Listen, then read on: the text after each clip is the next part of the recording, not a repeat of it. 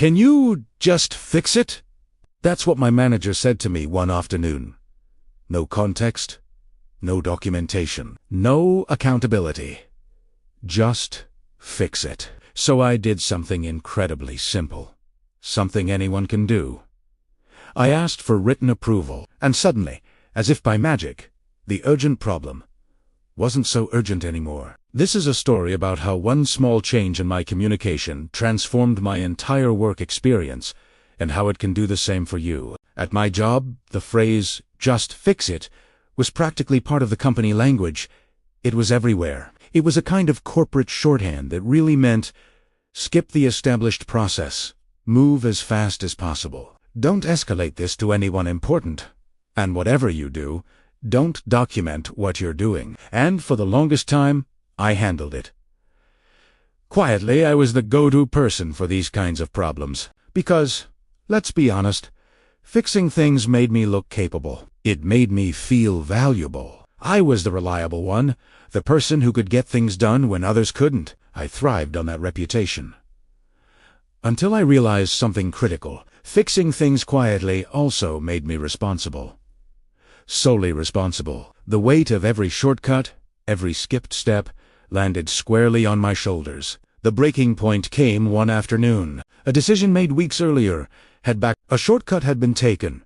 A crucial compliance step was completely skipped, and now a major client was directly impacted. Guess where the problem landed? You got it, right on my desk. My manager came over to my workspace, leaning in with that familiar, conspiratorial tone. "Hey," he said, "can you just fix it? We don't need to make this a big thing."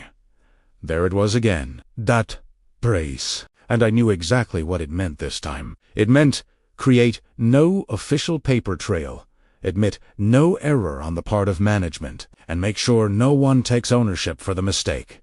If I just fixed it quietly, the issue would disappear into the ether, and so would any trace of accountability for the people who actually caused it. Normally, I would have just nodded, rolled up my sleeves, and handled it. It was my default setting, but this situation was different. It involved company policy, and policy, as we all know, exists for a reason. It's there to protect the company, to protect the clients, and to protect the employees. If I touched this problem without proper documentation, I wouldn't just be fixing it. I would be formally, legally, assuming all the liability for the original mistake. I'd be putting my own name on the line for someone else's poor judgment. So, for the first time, I did something different. Instead of replying verbally, I swiveled back to my computer and sent a simple, professional email. It read, "Hi, I'm happy to assist with this. To proceed, ILL need written approval outlining the requested changes and confirming that this approach aligns with our compliance guidelines." That was it. No accusations. No drama. Just a calm request for clarity. I hit send, and then I waited.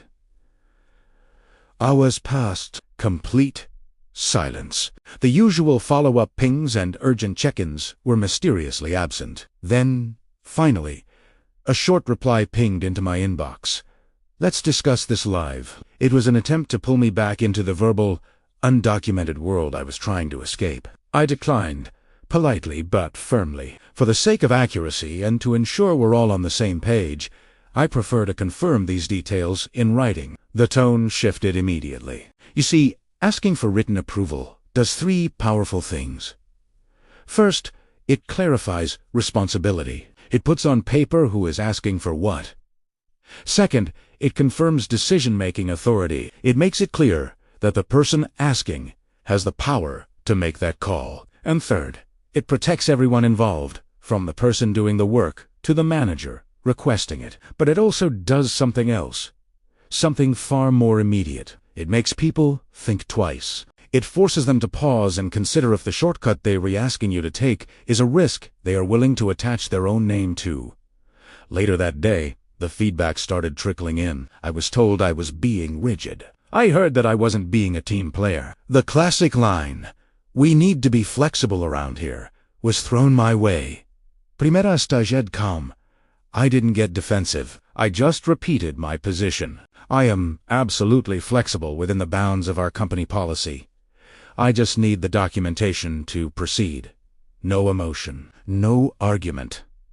Just consistency. Eventually, seeing that I wasn't going to budge, my manager looped in HR. Suddenly, the conversation was filled with corporate buzzwords like efficiency, collaboration, and trust. I was being painted as the roadblock, the source of friction. I listened patiently to all of it. Then, I asked a very simple question. If this action is appropriate to fix informally, can we perhaps update the official policy to reflect that for the future? Silence. No one had an answer. The air went out of the room. And just like that, the request to just fix it quietly disappeared. Instead of me bypassing the process, the correct department initiated the formal correction path. Yes, it took longer. Yes, it required a detailed explanation of what went wrong. And yes, it involved oversight from senior leadership. But it was the right way to do it. It was compliant. It was ethical, and it wasn't my neck on the line. From that day forward, everything changed. I started getting copied on formal approval chains. Instructions that came to me were clearer and more detailed. The phrase, "just fix it," stopped being a verbal command. It was incredible. The moment you require written approval, people stop asking you to bend the rules. They know you won't do it, so they stop asking. Months later, a similar situation came up. A rush job, a potential corner to be cut. But this time, the request that landed in my inbox was completely different. It came pre-documented. It had all the necessary approvals already attached, because they knew. They knew I wouldn't move without it. Just fix it. Sounds so harmless, doesn't it? It sounds like a simple, empowering request. But sometimes, it's code. It's code for, take this risk for me. Put your reputation on the line so I don't have to. Be the fall guy if this goes wrong. So, I didn't refuse to help. I didn't argue or make a scene. I simply asked for it in writing. And suddenly, nobody was in a rush anymore. The problem was handled correctly by the right people through the right channels. This one simple habit of asking for written approval didn't just protect me. It made the entire team and the company operate better. It's the simplest form of self-advocacy in the workplace, and it's a tool you can start using today. Thank you so much for watching. If this story resonated with you, I'd love to hear about your own experiences in the comments below. Don't forget to like this video and subscribe for more content on navigating the workplace with confidence. See you in the next one.